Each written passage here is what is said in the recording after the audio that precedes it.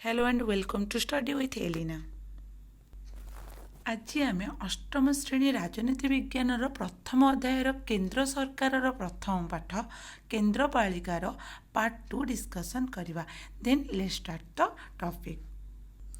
आमे माने already केन्द्रपालिकार part 1 रे ऑलरेडी राष्ट्रपति किपरि होउची निर्वाचित और निर्वाचन हुअंती तांकर होउची जणे राष्ट्रपति हेबा पई जणे प्रार्थीଙ୍କ पई कोन कोन योग्यता रहितबा दरकार, राष्ट्रपतिଙ୍କର କାର୍ଯ୍ୟକାଳ, ରାଷ୍ଟ୍ରପତିଙ୍କର ପଦଚ୍ୟୁତି ଓ ମହାଭିଯୋଗ ବ୍ୟବସ୍ଥା और ରାଷ୍ଟ୍ରପତିଙ୍କ ଶପଥ ପାଠ ଏ ପର୍ଯ୍ୟନ୍ତ ଆମେ ରାଷ୍ଟ୍ରପତିଙ୍କ ବିଷୟରେ ଡିସ୍କସନ୍ କରିସାରିଛେ ପାର୍ଟ 1 ରେ।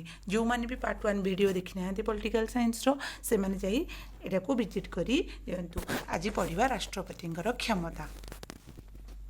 राष्ट्रपतिଙ୍କ क्षमता आम संविधान केंद्र सरकार समस्त कार्यपालिका क्षमता राष्ट्रपति हाथ में न्यस्त थाए। माने आम संविधान जितक भी केंद्र सरकार समस्त कार्यपालिका क्षमता रही क्या हाथ में न्यस्त रोचे ना राष्ट्रपति हाथ में न्यस्त रोचे। राष्ट्रपति होउछंती केंद्रर मुख्य कार्यपालिका। तो राष्ट्रपति कौन ना राष्ट्रपति होउछंती केंद्रर मुख्य कार्यपालिका, मात्र से वास्तव में शासन मुख्य नुहंती, से केवल संविधानिक राष्ट्र मुख्य। राष्ट्रपति तांकर समस्त क्षमता केवल प्रधानमंत्री और मंत्रिमंडलर परामर्श क्रमे जाहिर करी थांती। राष्ट्रपति राज्यपाल परी स्वेच्छाधीन क्षमता नहीं। राष्ट्रपति कार्यपालिक क्षमता केवल नीति निर्धारण और व्यवस्थापिक द्वारा आईन सफल रूपायन सीमित नुहे। यह अति व्यापक व्यवस्थापिक और न्यायपालिका ठारू न्यस्त क्षमता व्यतीत अन्य समस्त प्रशासनिक क्षमता राष्ट्रपति कार्यकालिक क्षमतार अंतर्भुक्त। तेबे राष्ट्रपति होउछंती कौन ना शासनर मुख्य नुहंती, से केवल संविधानिक राष्ट्रर मुख्य। राष्ट्रपति राज्यपाल परी स्वेच्छाधीन क्षमतार अधिकार नहीं। से समस्त क्षमता उपरे प्रधानमंत्री और कौन मंत्री परिषदर कौन भूमिका रही अछि। आउ कौन रहा ना व्यवस्थापिक और न्यायपालिका ठारे से कौन करती ना तांकर न्यस्त क्षमता व्यतीत अन्य समस्त प्रशासनिक क्षमता को राष्ट्रपति कार्यपालिक क्षमतार कौन कर ना अंतर्भुक्त कर। राष्ट्रपति संविधान स्वीकृति विभिन्न क्षमता गुड़िक निम्न प्रकार श्रेणीभुक्त कर। चलो जानिबा राष्ट्रपति द्वारा जो सब क्षमता रही अछि से क्षमता विषय डिस्कसन करवा। प्रथमटा होची प्रशासनिक क्षमता। तेबे राष्ट्रपति कौन सब प्रशासनिक क्षमता रही से विषय डिस्कसन करवा। भारतर राष्ट्रपति केंद्र कार्यपालिकार वास्तव मुख्य होई नथिबारु से निजे प्रत्यक्ष भाव में कौन से प्रशासनिक क्षमता प्रयोग करती नहीं।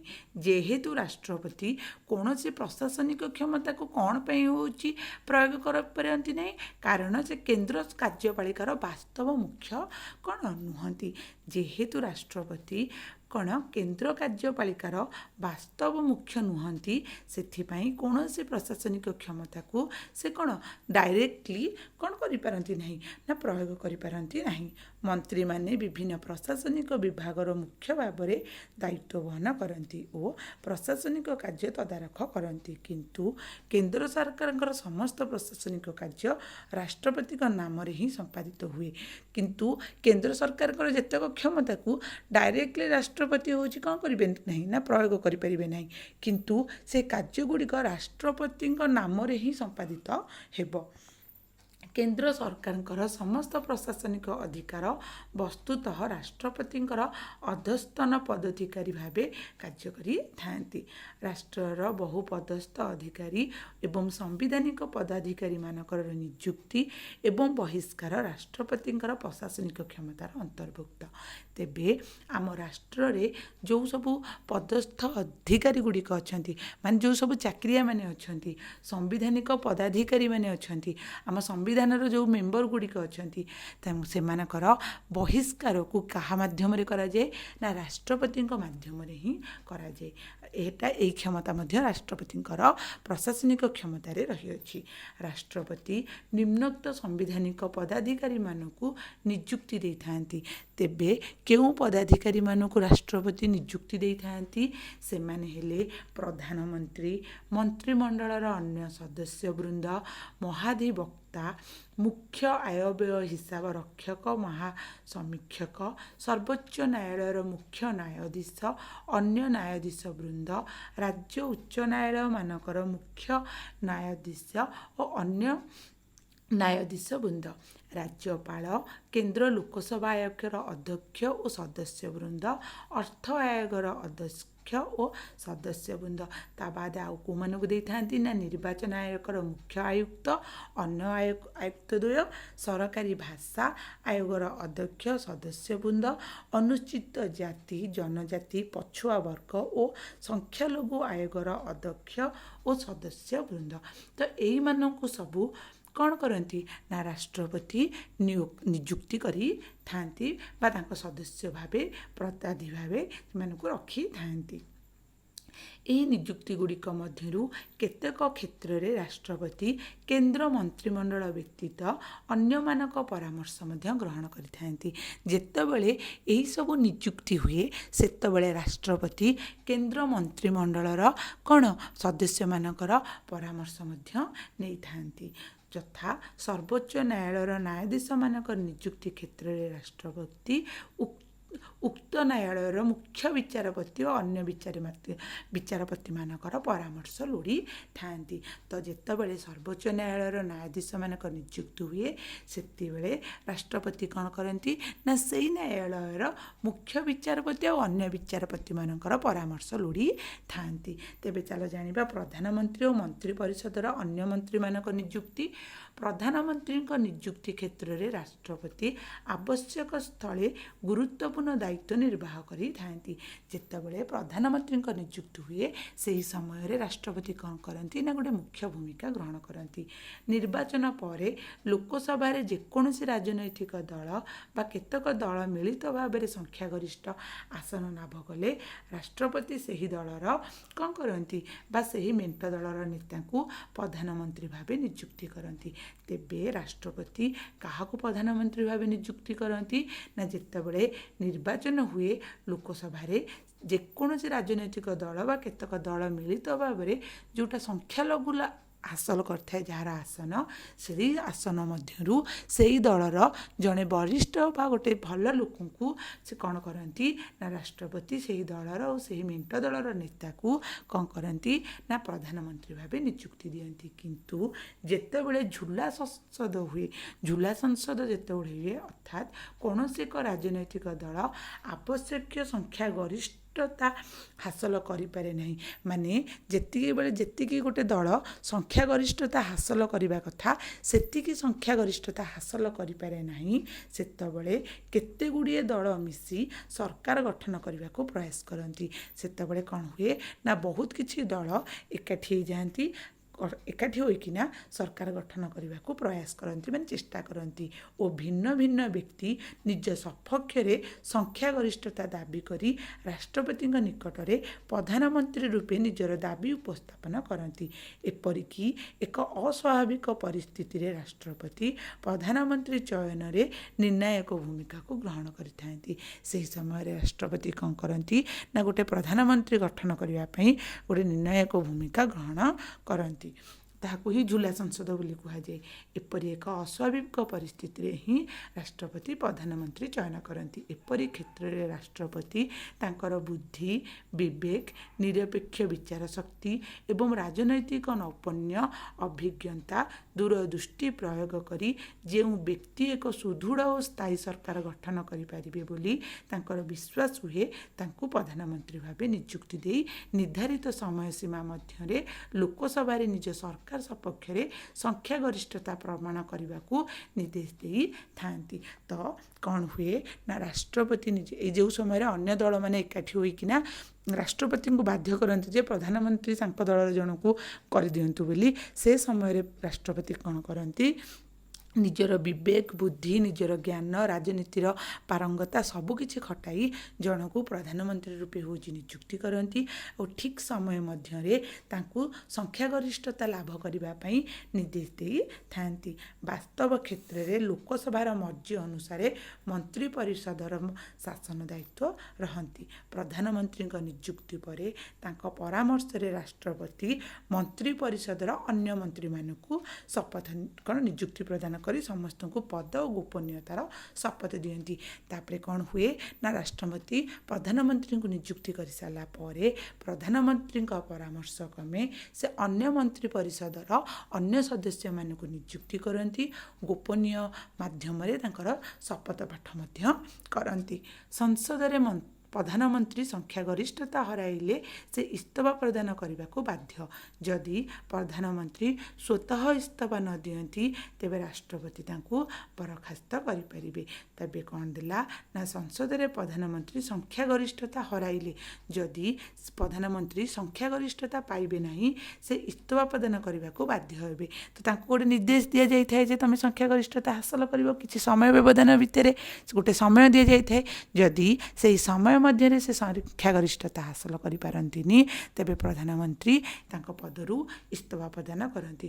ଯଦି ପ୍ରଧାନମନ୍ତ୍ରୀ ସ୍ୱତଃ ଇସ୍ତଫା ନ ଦିଅନ୍ତି, ଯଦି ତାଙ୍କ ଇଚ୍ଛାରେ ସେ ଇସ୍ତଫା ଦେଲେନି ତେବେ ରାଷ୍ଟ୍ରପତି ତାଙ୍କୁ କ'ଣ କରନ୍ତି ନା ବରଖାସ୍ତ କରିପାରିବେ, ମାନେ ତାଙ୍କୁ ବହିଷ୍କୃତ କରିପାରିବେ। ସାମ୍ବିଧାନିକ ପଦ୍ଧତି ଅବଲମ୍ବନ ପୂର୍ବକ ରାଷ୍ଟ୍ରପତି ନିମ୍ନୋକ୍ତ ପଦାଧିକାରୀମାନଙ୍କୁ ବହିଷ୍କାର କରିଥାନ୍ତି। ତେବେ ପ୍ରଧାନମନ୍ତ୍ରୀଙ୍କୁ ଛାଡ଼ିଦେଲେ ଆଉ କେଉଁମାନଙ୍କୁ ରାଷ୍ଟ୍ରପତି ବହିଷ୍କାର କରିପାରିବେ? ସେମାନଙ୍କ ମଧ୍ୟରେ ମହାଧିବକ୍ତା ବି ଅଛନ୍ତି, ରାଜ୍ୟପାଳ ଅଛନ୍ତି, କେନ୍ଦ୍ର ଲୋକସେବା ଆୟୋଗର ଅଧ୍ୟକ୍ଷ ଅଛନ୍ତି, ଅନ୍ୟ ସଦସ୍ୟ ଅଛନ୍ତି, ସର୍ବୋଚ୍ଚ ନ୍ୟାୟାଳୟ ଓ ରାଜ୍ୟ ଉଚ୍ଚ ନ୍ୟାୟାଳୟର ମୁଖ୍ୟ ବିଚାରପତି ଅଛନ୍ତି, ଅନ୍ୟ ବିଚାରପତି ବୃନ୍ଦ ମଧ୍ୟ ଅଛନ୍ତି। ପ୍ରଧାନମନ୍ତ୍ରୀଙ୍କ ପରାମର୍ଶ କ୍ରମେ କେନ୍ଦ୍ର ମନ୍ତ୍ରିମଣ୍ଡଳର ଯେକୌଣସି ମନ୍ତ୍ରୀଙ୍କୁ ମଧ୍ୟ ରାଷ୍ଟ୍ରପତି କ'ଣ କରିପାରିବେ ନା ବାହାର କରିପାରିବେ, ବହିଷ୍କୃତ କରିପାରିବେ, ତାଙ୍କ ପଦରୁ ବହିଷ୍କୃତ କରିପାରିବେ। ତେବେ ସେକେଣ୍ଡ କ୍ଷମତା ବିଷୟରେ ଡିସ୍କସନ୍ କରିବା। ସେକେଣ୍ଡ କ୍ଷମତାଟା ହେଉଛି ସାମରିକ କ୍ଷମତା। ସାମରିକ କ୍ଷମତା ବିଷୟରେ ଚାଲ ଡିସ୍କସନ୍ କରିବା। ଆମ ସମ୍ବିଧାନ ଅନୁସାରେ ରାଷ୍ଟ୍ରପତି ହେଉଛନ୍ତି ଦେଶର ପ୍ରତିରକ୍ଷା ବାହିନୀର ସର୍ବୋଚ୍ଚ ସେନାଧ୍ୟକ୍ଷ। ତେବେ ଆମର ଯେଉଁ ପ୍ରତିରକ୍ଷା ବାହିନୀ ରହିଛି, ସୁପ୍ରିମ କମାଣ୍ଡର ରହିଛି, ତାର ସର୍ବୋଚ୍ଚକର୍ତ୍ତା କିଏ ନା ରାଷ୍ଟ୍ରପତି। ସର୍ବୋଚ୍ଚ ସେନାଧ୍ୟକ୍ଷ କିଏ ନା ରାଷ୍ଟ୍ରପତି। ସେ ଜଳ ସ୍ଥଳ ଓ ଆକାଶ ବାହିନୀର ମୁଖ୍ୟ ସେନାଧ୍ୟକ୍ଷମାନଙ୍କୁ ନିଯୁକ୍ତି ଦେଇଥାନ୍ତି। ଆମରକୁ ରହିଛି ଏୟାରଫୋର୍ସ ରହିଛି, ଆର୍ମି ରହିଛି, ନାଭି ରହିଛି। ତ ଯେଉଁ ସବୁ ରହିଛି ଆର୍ମି ସେନା ରହିଛନ୍ତି, ତ ସେମାନଙ୍କୁ କିଏ ନିଯୁକ୍ତି କରନ୍ତି ନା ତାଙ୍କ ସେନାଧ୍ୟକ୍ଷମାନଙ୍କୁ ନିଯୁକ୍ତି ଦେଇଥାନ୍ତି। କିଏ ନା ରାଷ୍ଟ୍ରପତି ଦେଇଥାନ୍ତି। ତାଙ୍କ ନାମରେ ଯୁଦ୍ଧ ଘୋଷଣା ହୁଏ ଓ ଶାନ୍ତି ଚୁକ୍ତି ସମ୍ପାଦିତ ହୁଏ। ତ ରାଷ୍ଟ୍ରପତିଙ୍କ ନାମରେ ହିଁ ଯୁଦ୍ଧ ଘୋଷଣା ହେବ ଆଉ ଶାନ୍ତି ଚୁକ୍ତି ମଧ୍ୟ ହେବ। ମାତ୍ର ରାଷ୍ଟ୍ରପତିଙ୍କର ଏହି ସମ୍ପର୍କିତ ସମସ୍ତ କ୍ଷମତା ସଂସଦର ଆଇନ ଦ୍ୱାରା ହିଁ ନିୟନ୍ତ୍ରିତ ହୁଏ। ତାହେଲେ ରାଷ୍ଟ୍ରପତି ଏଠି ମଧ୍ୟ ନାମକୁ ମାତ୍ର ହେଲେ, ଏଠି ରାଷ୍ଟ୍ରପତିଙ୍କର ନାମ ପଡ଼ିବ ସତ, କିନ୍ତୁ ଏହା କାହା ଦ୍ୱାରା ନିୟନ୍ତ୍ରିତ ହେବ ନା ଆମର ସଂସଦ ଦ୍ୱାରା ହେଉଛି ନିୟନ୍ତ୍ରିତ ହେବ। ଦେନ୍ ଆମେ ତୃତୀୟ କ୍ଷମତା ବିଷୟରେ ଜାଣିବା। ତ ରାଷ୍ଟ୍ରପତିଙ୍କର ତୃତୀୟ କ୍ଷମତା କ'ଣ ରହିଛି ନା କୂଟନୈତିକ କ୍ଷମତା। ତ କୂଟନୈତିକ କ୍ଷମତାରେ କ'ଣ ଅଛି ଚାଲ ଡିସ୍କସନ୍ କରିବା। ରାଷ୍ଟ୍ରପତିଙ୍କର କୂଟନୈତିକ କ୍ଷମତା ରାଷ୍ଟ୍ରର ବୈଦେଶିକ ବ୍ୟାପାର ସହିତ ସଂଶ୍ଳିଷ୍ଟ। ତାହେଲେ ଯେଉଁ କୂଟନୈତିକ ବ୍ୟାପାର ରହିଛି ବା କୂଟନୈତିକ କ୍ଷମତା ରହିଛି, ତା ରାଷ୍ଟ୍ରର ବୈଦେଶିକ ବ୍ୟାପାର ମାନେ ଫରେନ୍ କଣ୍ଟ୍ରିମାନଙ୍କ ସହିତ ଯେଉଁ ସଂଶ୍ଳିଷ୍ଟ ରହିଛି ସେଇଟା ହେଉଛି ଆମର କୂଟନୈତିକ କ୍ଷମତା ରହିଛି ବା ବୈଦେଶିକ ବ୍ୟାପାରରେ ତାହା ରହିଛି। ବିଦେଶ ଆମ ଦେଶ ଓ ଆମ ଦେଶର ନାଗରିକମାନଙ୍କର ସ୍ୱାର୍ଥର ସୁରକ୍ଷିତ ରହିବା ପାଇଁ ବିଭିନ୍ନ କୂଟନୈତିକ ପ୍ରତିନିଧି ଯଥା ରାଷ୍ଟ୍ରଦୂତ ଏବଂ ଉଚ୍ଚ ଆୟୁକ୍ତ ବା ହାଇ କମିଶନରମାନଙ୍କୁ ସେ ବିଭିନ୍ନ ଦେଶରେ ନିଯୁକ୍ତି ଦେଇଥାନ୍ତି। ତେବେ ଆମ ଦେଶ ବିଦେଶରେ ଆମ ଦେଶ ଓ ଆମ ଦେଶର ନାଗରିକମାନଙ୍କର ସ୍ୱାର୍ଥ ମାନେ ଆମ ଦେଶର କେତେକ ଲୋକ ଯାଇକି କ'ଣ ବିଦେଶରେ ମଧ୍ୟ ରହିଛନ୍ତି, ତ ସେମାନେ ବା ତାଙ୍କ ଦେଶର ଲୋକମାନେ ଆମ ଦେଶରେ ଦେଶରେ ଆସି ରହିଛନ୍ତି। ତ ଆମ ଭିତରେ ଗୋଟେ କ'ଣ ରହିବା ଦରକାର, ମାନେ ଆମମାନଙ୍କର ସ୍ୱାର୍ଥର ସୁରକ୍ଷିତ ରହିବା ପାଇଁ ତ କ'ଣ ରହିଛି ନା କେତେକ ରାଷ୍ଟ୍ରଦୂତମାନଙ୍କୁ, ଉଚ୍ଚ ଆୟୁକ୍ତମାନଙ୍କୁ, ହାଇ କମିଶନରମାନଙ୍କୁ କ'ଣ କରନ୍ତି ନା ରାଷ୍ଟ୍ରପତି ନିଯୁକ୍ତି ଦେଇଥାନ୍ତି। ଅନ୍ୟ ଦେଶମାନଙ୍କର କୂଟନୈତିକ ପ୍ରତିନିଧିମାନେ ମଧ୍ୟ ପ୍ରଥମେ ରାଷ୍ଟ୍ରପତିଙ୍କୁ ସାକ୍ଷାତ କରି ସେମାନଙ୍କର ପରିଚୟ ପତ୍ର ପ୍ରଦାନ କରିଥାନ୍ତି। ତ ଆମ ଦେଶରେ ଯେମିତି ହେଉଛି ରାଷ୍ଟ୍ରଦୂତ ଅଛନ୍ତି, ସେମିତି ଅନ୍ୟ ଦେଶରେ ହେଉଛି କୂଟନୈତିକ ପ୍ରତିନିଧିମାନେ ଅଛନ୍ତି। ସେମାନେ କ'ଣ କରନ୍ତି ନା ପ୍ରଥମେ ରାଷ୍ଟ୍ରପତିଙ୍କୁ ସାକ୍ଷାତ କରି ସେମାନଙ୍କର ପରିଚୟ ପତ୍ରକୁ ପ୍ରଦାନ କରିଥାନ୍ତି।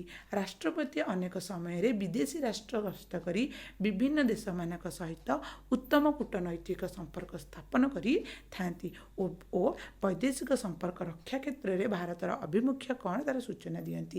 ତେବେ ଆମ ରାଷ୍ଟ୍ରପତି କ'ଣ କରନ୍ତି ନା ବେଳେବେଳେ ଅନ୍ୟ ସବୁ ଦେଶମାନଙ୍କୁ ଯାଇ ସେଠି ମାନେ କ'ଣ କରନ୍ତି ନା ବନ୍ଧୁତ୍ୱ ସୃଷ୍ଟି କରନ୍ତି, ଉତ୍ତମ କୂଟନୈତିକ ସମ୍ପର୍କ ସ୍ଥାପନ କରନ୍ତି। ଆମ ଦେଶର ବୈଦେଶିକ ସମ୍ପର୍କକୁ, ଭାରତର ଆଭିମୁଖ୍ୟକୁ ତାର ସୂଚନା ମଧ୍ୟ ଦେଇଥାନ୍ତି। ଦେନ୍ ଚତୁର୍ଥ କ୍ଷମତାଟା କ'ଣ ରହିଛି ରାଷ୍ଟ୍ରପତିଙ୍କର ନା ବ୍ୟବସ୍ଥାପିକ କ୍ଷମତା। ତ ରାଷ୍ଟ୍ରପତି ହେଉଛନ୍ତି କେନ୍ଦ୍ର ସଂସଦର ଏକ ଅବିଚ୍ଛେଦ୍ୟ ଅଙ୍ଗ। ରାଷ୍ଟ୍ରପତି ରାଜ୍ୟସଭା ଓ ଲୋକସଭାକୁ ନେଇ କେନ୍ଦ୍ର ସଂସଦ ଗଠିତ ହୋଇଛି। ତ କେନ୍ଦ୍ର ସଂସଦ କେଉଁମାନଙ୍କୁ ନେଇ ଗଠିତ ହୋଇଛି ନା ରାଷ୍ଟ୍ରପତି, ରାଜ୍ୟସଭା ଏବଂ ଲୋକସଭାକୁ ନେଇ। ରାଷ୍ଟ୍ରପତି ସଂସଦର ଉଭୟ ଗୃହର ଅଧିବେଶନ ଡକାଇଥାନ୍ତି। ତେବେ ଆମର କେଉଁ ଲୋୟର ହାଉସ୍, ଅପର ହାଉସ୍ ରହିଛି, ତାହାର ସଂସଦର ଉଭୟ ଗୃହର କିଏ ଡକାଇଥାନ୍ତି ଅଧିବେଶନ ନା ରାଷ୍ଟ୍ରପତି। ଉଭୟ ଗୃହର ଅଧିବେଶନକୁ ଆଗାମୀ ଅଧିବେଶନର ଆହ୍ୱାନ କରାଯିବା ପର୍ଯ୍ୟନ୍ତ ପୋରୋଗ ରଖିପାରନ୍ତି, ମାନେ ଅଟକ ରଖିପାରନ୍ତି। ସେ ଲୋକସଭାକୁ ପ୍ରଧାନମନ୍ତ୍ରୀଙ୍କ ପରାମର୍ଶ କ୍ରମେ ଭାଙ୍ଗି ଦେଇପାରନ୍ତି। ତ କାହାର ପରାମର୍ଶ କ୍ରମେ ରାଷ୍ଟ୍ରପତି ଲୋକସଭାକୁ ଭାଙ୍ଗି ପାରିବେ ନା ପ୍ରଧାନମନ୍ତ୍ରୀଙ୍କର। କୌଣସି ସାଧାରଣ ଚିଠା ଆଇନ ଉପରେ ଉଭୟ ଗୃହ ମଧ୍ୟରେ ମତ ପାର୍ଥକ୍ୟ ଉପୁଜିଲେ ରାଷ୍ଟ୍ରପତି ସଂସଦର ମିଳିତ ଅଧିବେଶନ ଆହ୍ୱାନ କରି ସମାଧାନ କରିଥାନ୍ତି। ଯଦି ଉଭୟ ଗୃହରେ କୌଣସି କାରଣରୁ ମତଭେଦ ଦେଖାଗଲା, ତେବେ ରାଷ୍ଟ୍ରପତି କ'ଣ କରନ୍ତି ନା ଗୋଟେ ଅଧିବେଶନ ଡକାଇ ଏହାର ସମାଧାନ କରିଥାନ୍ତି। ପ୍ରତ୍ୟେକ ସାଧାରଣ ନିର୍ବାଚନ ପରେ ଏବଂ ପ୍ରତ୍ୟେକ ବର୍ଷର ଆରମ୍ଭରେ ଅନୁଷ୍ଠିତ ପ୍ରଥମ ଅଧିବେଶନରେ ରାଷ୍ଟ୍ରପତି ସଂସଦର ଉଭୟ ଗୃହକୁ ଅଭିଭାଷଣ ପ୍ରଦାନ କରିଥାନ୍ତି। ତାହେଲେ ସାଧାରଣ ନିର୍ବାଚନ ହେଉ କିମ୍ବା ପ୍ରତ୍ୟେକ ବର୍ଷର ପ୍ରାରମ୍ଭରେ କ'ଣ କରନ୍ତି ନା ରାଷ୍ଟ୍ରପତି ହିଁ ଭାଷଣ ଦ୍ୱାରା ଏହି ସଂସଦର ପ୍ରତ୍ୟେକ ଗୃହକୁ ଆରମ୍ଭ କରିଥାନ୍ତି। ସଂସଦର ଅଧିବେଶନ ଆହ୍ୱାନ ହେବାର କାରଣ ଜଣାଇଥାନ୍ତି। କେଉଁଥିପାଇଁ ସଂସଦର ଗୃହ ଆରମ୍ଭ ହେଲା ତାହାକୁ ଜଣାଇଥାନ୍ତି। ରାଷ୍ଟ୍ରପତି ତାଙ୍କର ଏହି ଅଭିଭାଷଣରେ ସରକାରଙ୍କର ବିଭିନ୍ନ ନୀତି, ଆଗାମୀ ଦିନରେ ସରକାରଙ୍କର ବିଶେଷ କାର୍ଯ୍ୟକ୍ରମ ବିଷୟରେ ଉଲ୍ଲେଖ କରନ୍ତି। ମାନେ ଆମ ସରକାର କ'ଣ କରିବାକୁ ଚାହୁଁଛନ୍ତି, କାହିଁକି କରିବାକୁ ଚାହୁଁଛନ୍ତି, ଏହାକୁ ରାଷ୍ଟ୍ରପତି ଅନ୍ୟ ମନ୍ତ୍ରିମଣ୍ଡଳମାନଙ୍କୁ ଜଣାଇଥାନ୍ତି। ଏହା ବ୍ୟତୀତ ରାଷ୍ଟ୍ରପତି ସଂସଦର ଉଭୟ ଗୃହକୁ ଜାତୀୟ ସାମ୍ବିଧାନିକ ବା ସର୍ବସାଧାରଣଙ୍କ ସ୍ୱାର୍ଥ ସମ୍ବଳିତ ଗୁରୁତ୍ୱପୂର୍ଣ୍ଣ ବିଷୟର ବାର୍ତ୍ତା ମଧ୍ୟ ପଠାଇଥାନ୍ତି। ତ ଆଉ କ'ଣ କରିଥାନ୍ତି ଯେ ସାମ୍ବିଧାନିକ ସର୍ବସାଧାରଣ ସ୍ୱାର୍ଥ ସମ୍ବଳିତ ଗୁରୁତ୍ୱପୂର୍ଣ୍ଣ ଖବରକୁ ମଧ୍ୟ ମନ୍ତ୍ରିମଣ୍ଡଳ ଆଗରେ ଉଭୟ ଗୃହରେ ପହଞ୍ଚାଇଥାନ୍ତି। ରାଷ୍ଟ୍ରପତିଙ୍କ ସମ୍ମତି ବିନା କୌଣସି ଚିଠା ଆଇନ ଏକ ପୂର୍ଣ୍ଣାଙ୍ଗ ଆଇନରେ ପରିଣତ ହୋଇପାରେ ନାହିଁ। ବିନା ରାଷ୍ଟ୍ରପତିଙ୍କ ପରାମର୍ଶ ଓ ସିଗ୍ନେଚରରେ କୌଣସି ବି ଆଇନ ଚିଠା ଆଇନରେ ପରିଣତ ବା ପୂର୍ଣ୍ଣାଙ୍ଗ ଆଇନରେ ପରିଣତ ହୋଇପାରିବ ନାହିଁ। ସଂସଦର ଉଭୟ ଗୃହରେ ଯଥାରୀତି ଗୃହୀତ ହେବା ପରେ ଗୋଟିଏ ଚିଠା ଆଇନ ବା ବିଲ୍ ରାଷ୍ଟ୍ରପତିଙ୍କ ସମ୍ମତି ପାଇଁ ତାଙ୍କ ନିକଟକୁ ପ୍ରେରିତ ହୁଏ। ପ୍ରଥମେ ଉଭୟ ଗୃହରେ ଡିସ୍କସନ୍ ହୁଏ, ଦେନ୍ ସେ ଚିଠା ଆଇନଟିକୁ ରାଷ୍ଟ୍ରପତିଙ୍କ ପାଖକୁ ପଠାହୁଏ। ସେତେବେଳେ ରାଷ୍ଟ୍ରପତି ନିମ୍ନୋକ୍ତ ବିକଳ୍ପ ମଧ୍ୟରୁ ଯେକୌଣସି ଗୋଟିଏ ବିକଳ୍ପକୁ ଅବଲମ୍ବନ କରନ୍ତି। ସେ ବିକଳ୍ପ ଗୁଡ଼ିକ କ'ଣ ଥାଏ, ଚାଲ ସବଷ୍ଟେକଲ୍ ଯେଉଁଟାକୁ କହନ୍ତି, ମାନେ କ'ଣ କ'ଣ ବିକଳ୍ପ ଥାଏ ସେ ବିକଳ୍ପ ଗୁଡ଼ିକ ଚାଲ ଜାଣିବା। ସେ ଚିଠା ଆଇନଟିକୁ ସମ୍ମତି ପ୍ରଦାନ କରିପାରନ୍ତି। ତାଙ୍କର ସମ୍ମତି ମିଳିବା ପରେ ଚିଠା ଆଇନଟି ଏକ ପୂର୍ଣ୍ଣାଙ୍ଗ ଆଇନର ମାନ୍ୟତା ଥାଏ। ତେବେ ରାଷ୍ଟ୍ରପତିଙ୍କର ଚିଠା ଆଇନଟାକୁ ଗ୍ରହଣ କଲା ପରେ ବା ସିଗ୍ନେଚର କଲା ପରେ ତା ଗୋଟେ ପୂର୍ଣ୍ଣାଙ୍ଗ ଆଇନରେ ପରିଣତ ହୁଏ। ସେ ପର୍ଯ୍ୟନ୍ତ ସେ ବିଲ୍ଟା ପୂର୍ଣ୍ଣାଙ୍ଗ ଆଇନ ରୂପେ ପରିଣତ ହେବ ନାହିଁ। ଅର୍ଥ ସମ୍ବନ୍ଧୀୟ ଚିଠା ଆଇନ ବା ଅର୍ଥ ବିଲ୍ ବ୍ୟତୀତ ଅନ୍ୟ ସାଧାରଣ ଚିଠା ଆଇନ କ୍ଷେତ୍ରରେ ସେ ଉକ୍ତ ଚିଠା ଆଇନଟିକୁ ନିଜର ବାର୍ତ୍ତା ସହିତ ସଂସଦର ଉଭୟ ଗୃହର ପୁନର୍ବିଚାର ପାଇଁ ପଠାଇ ପାରନ୍ତି। କେବଳ ଅର୍ଥ ବିଲ୍ଟାକୁ ସେ ହେଉଛି ପୂର୍ଣ୍ଣାଙ୍ଗ ବିଚାରକୁ ପଠାଇ ପାରିବେ ନାହିଁ। ତା ଛଡ଼ା ଆଉ ଯେତକ ବିଲ୍ ରହିଲା ଯଦି ତା ଦେହରେ କିଛି ତ୍ରୁଟି ରହିଲା ରାଷ୍ଟ୍ରପତି ସେଇଟାକୁ ପୁନର୍ବାର ହେଉଛି ସଂସଦ ଗୃହକୁ ଉଭୟ ଗୃହକୁ ସେଇଟା ଅପର ହାଉସ୍ ହେଉ କି ଲୋୟର ହାଉସ୍ ହେଉ ସେଇଟାକୁ ମାନେ ଅପର ହାଉସ୍ ଲୋୟର ହେଉଛି ରାଜ୍ୟସଭା ହେଉ କିମ୍ବା ଲୋକସଭା ହେଉ ସେଠିକି ପଠାଇ ପାରିବେ। ତୃତୀୟଟି କ'ଣ ରହିଛି ନା ଏହି ପରିସ୍ଥିତିରେ ଯଦି ଚିଠା ଆଇନଟି ସଂସଦର ଉଭୟ ଗୃହରେ କୌଣସି ସଂଶୋଧନ ସହିତ ବା ବିନା ସଂଶୋଧନରେ ପୁନର୍ବାର ଗୃହୀତ ହୋଇ ରାଷ୍ଟ୍ରପତିଙ୍କର ସମ୍ମତି ପାଇଁ ତାଙ୍କ ପାଖକୁ ପଠାଯାଏ ତେବେ ସେ ଏହାକୁ ସମ୍ମତି ଦେବାକୁ ବାଧ୍ୟ ହୁଅନ୍ତି। ତେବେ ଯେଉଁ ଚିଠା ଆଇନଟିକୁ ରାଷ୍ଟ୍ରପତି ପୁନର୍ବାର ପଠାଇଥିବେ ହେଉଛି ଦୁଇଟି ସଭାକୁ ମାନେ ଦୁଇଟି ସଂସଦକୁ ଯଦି ସେଠି ପୁନର୍ବାର ସେଇଟାକୁ ରିଚେକିଂ କରାଯାଏ ଆଉ ଯଦି ବି ରିଚେକିଂ ବି ନ କରାଗଲା ସେଇଟାକୁ ପୁନର୍ବାର ରାଷ୍ଟ୍ରପତିଙ୍କ ପାଖକୁ ଆସେ ତେବେ ରାଷ୍ଟ୍ରପତି ସେହି ଚିଠା ଆଇନଟିକୁ ପୂର୍ଣ୍ଣାଙ୍ଗ ଚିଠା ଆଇନ କରିବାକୁ ବାଧ୍ୟ ହୋଇଥାନ୍ତି। କୌଣସି ଅର୍ଥ ବିଲ୍କୁ ରାଷ୍ଟ୍ରପତି ପୁନଃ ବିଚାର ପାଇଁ ପ୍ରେରଣ କରନ୍ତି ନାହିଁ। ତ କ'ଣ ରହିଲା କେବଳ ଅର୍ଥ ବିଲ୍ ଯେଉଁଟା ଆମର ଅର୍ଥ ବିଲ୍ ରହିଛି ଇକୋନୋମିକ୍ସ ବିଲ୍ ରହିଛି ସେଇଟାକୁ ସେ ଦୁଇଥର ପାଇଁ ପଠାଇ ପାରିବେ ନାହିଁ। ଯେଉଁଟା ରାଷ୍ଟ୍ରପତିଙ୍କ ପାଖକୁ ଆସିଲା ସେ ବିଲ୍ଟିକୁ ସେ ସାଙ୍ଗେ ସାଙ୍ଗେ କ'ଣ କରନ୍ତି ନା ସାଙ୍କସନ୍ କରିଦେଇଥାନ୍ତି। କାରଣ ଅର୍ଥ ବିଲ୍ ଲୋକସଭାରେ ଆଗତ ହେବା ପୂର୍ବରୁ ରାଷ୍ଟ୍ରପତିଙ୍କର ପାକ୍ ଅନୁମତି ଲୋଡ଼ାଯାଇଥାଏ। ମାନେ ଅର୍ଥ ବିଲ୍ଟିକୁ ଉଭୟ ଗୃହ କରିବା ପୂର୍ବରୁ ରାଷ୍ଟ୍ରପତିଙ୍କ ସମ୍ମତିକୁ ଲୋଡ଼ିଥାନ୍ତି। ତେଣୁ ରାଷ୍ଟ୍ରପତି ଅର୍ଥ ଚିଠା ଆଇନକୁ ସମ୍ମତି ଦେବାକୁ ବାଧ୍ୟ ହୋଇଥାନ୍ତି। ସେହିପରି କେତେ ପ୍ରକାରର ଚିଠା ଆଇନ ଯଥା କୌଣସି ନୂତନ ରାଜ୍ୟ ପ୍ରତିଷ୍ଠା ବା ରାଜ୍ୟର ସୀମା ପରିବର୍ତ୍ତନ କୌଣସି ରାଜ୍ୟର ନାମ ପରିବର୍ତ୍ତନ ବା ମୌଳିକ ଅଧିକାର ସମ୍ପର୍କିତ ଚିଠା ଆଇନ ବିଲ୍ ସଂସଦରେ ଆଗତ ହେବା ପୂର୍ବରୁ ରାଷ୍ଟ୍ରପତିଙ୍କର ଅନୁମତି ଆବଶ୍ୟକ ହୋଇଥାଏ। ସମ୍ବିଧାନ ସଂଶୋଧନ ସମ୍ପର୍କିତ ଚିଠା ଆଇନକୁ ରାଷ୍ଟ୍ରପତି ସମ୍ମତି ଦେବାକୁ ବାଧ୍ୟ ଅଟନ୍ତି। ତେବେ କ'ଣ ହୁଏ ନା ଯଦି କୌଣସି ରାଜ୍ୟର ସୀମା ହେଉଛି ପରିବର୍ତ୍ତନ କରାଯିବ ତାର ନାମ ପରିବର୍ତ୍ତନ କରାଯାଏ ଅନ୍ୟ କୌଣସି ନାମ ରହିବ କିମ୍ବା ସମ୍ବିଧାନର ସଂଶୋଧନର କୌଣସି ସମ୍ପର୍କିତ ଚିଠା ଆଇନକୁ ରାଷ୍ଟ୍ରପତି କ'ଣ କରନ୍ତି ଚାହିଁଲେ ସମ୍ମତି ଦେବେ ଓ ବାଧ୍ୟ ହୁଅନ୍ତି ତାର ଚେଞ୍ଜ କରିବା ପାଇଁ। ସଂସଦରେ ଅଧିବେଶନ ଚାଲୁନଥିବା ସମୟରେ ଯଦି କୌଣସି ଜରୁରୀ ପରିସ୍ଥିତି ମୁକାବିଲା କରିବା ପାଇଁ ହଠାତ୍ ଆଇନ ପ୍ରଣୟନ କରିବାର ଆବଶ୍ୟକତା ପଡ଼େ ତାହେଲେ ମନ୍ତ୍ରିମଣ୍ଡଳ ପରାମର୍ଶ କ୍ରମେ ରାଷ୍ଟ୍ରପତି ଅଧ୍ୟାଦେଶ ବା ଅର୍ଡ଼ିନାନ୍ସ ଜାରି କରିଥାନ୍ତି।